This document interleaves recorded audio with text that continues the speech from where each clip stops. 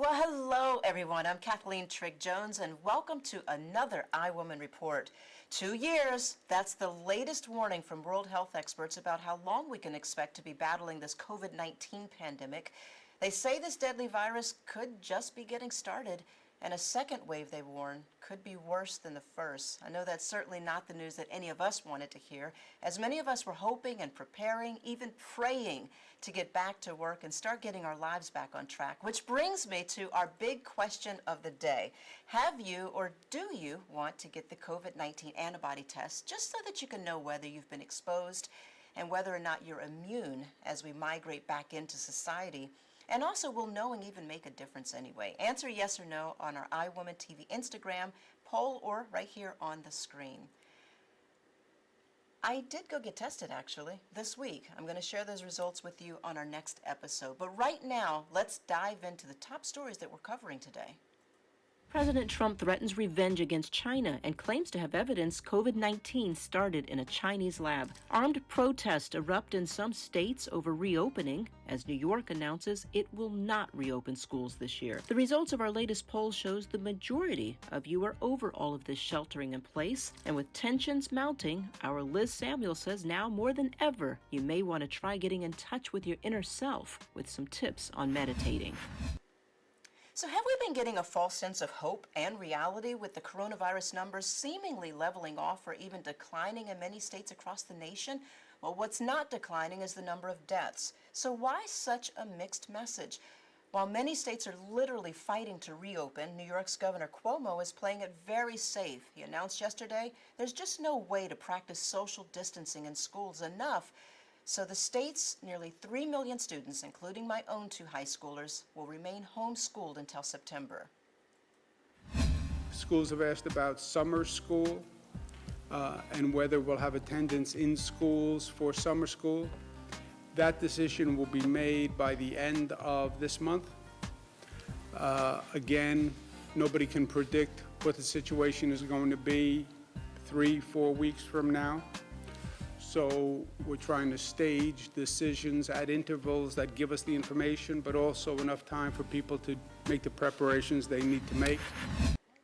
Well, I can tell you, we are living in a very divided nation, with protesters in some states taking matters into their own hands and storming government offices. Seeing the images around the country makes you wonder, what is our nation coming to?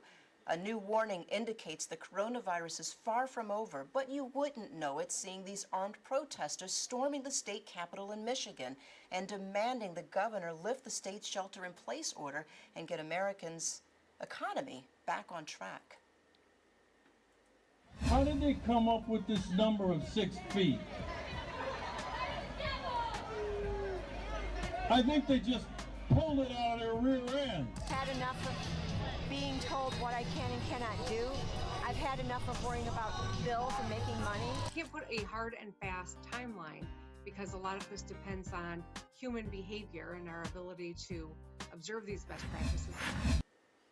Well, I can tell you that President Trump is once again turning to Twitter to show his support for the armed protesters.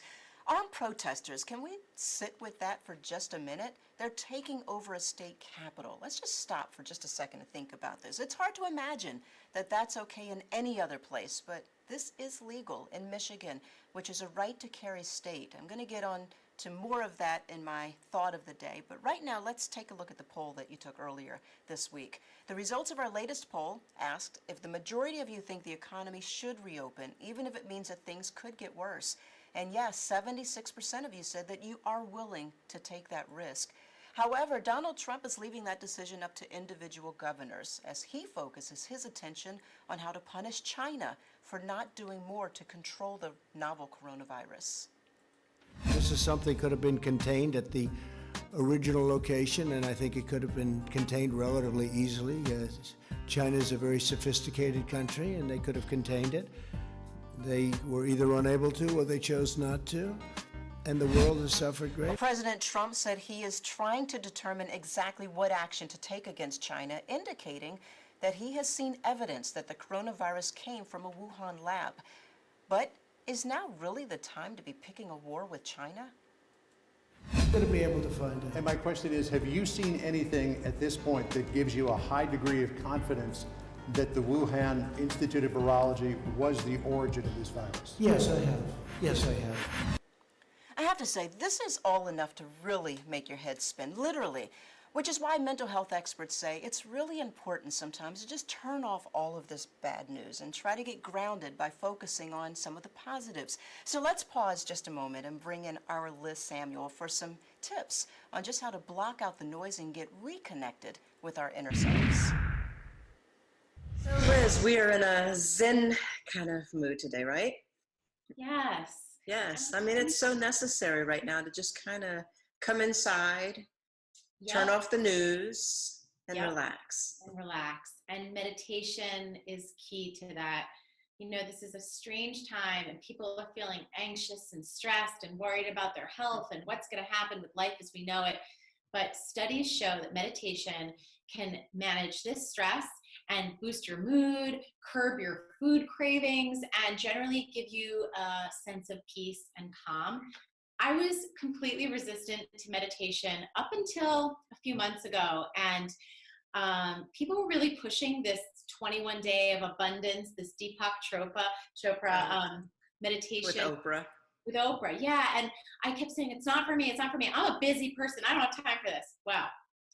After the first 2 or 3, I was like, this is amazing. It sets you up for the day. It only takes a few minutes to sit down and start your meditation. It gives you this general sense of calm and peace, especially during this time when everything's really uncertain. I think meditation can help you. It can help with your health and your mood and these food cravings, right? And you can find meditations on YouTube. You can find apps. There's great apps like Insight Timer and Calm, and there's another one, Headspace. I've tried all of them. They're all great. You just have to find the one that really speaks to you. Not only will it give you a sense of calm, but I think it also will give you it will bring you to your higher purpose, and you can figure things out about yourself internally. Yeah, I'm a firm believer. I really am. I do wake up every morning. If I do nothing else, I make sure I meditate, and it just gives me a minute to connect and, like you said, to give thanks and to just really remember that as bad as sometimes things might seem, and even before Corona, like sometimes you just have those days where you're not really sure. And I find that when you allow yourself to go inside and just be thankful for the fact that you've even woken up this morning and that you open your eyes and that you have a heartbeat and that you have your life, because not everybody woke up, so I try to do that every day. That's awesome. And I can tell that about you too, because you have a very calm voice. And I think that probably has to do with the way, like, you have a calm presence. And I think that is part of your meditation practice probably coming through. But when I first wake up, I say, this is going to be the greatest day. And it sounds kind of cheesy and cliche. Yeah. It's better just to wake up with a happy thought.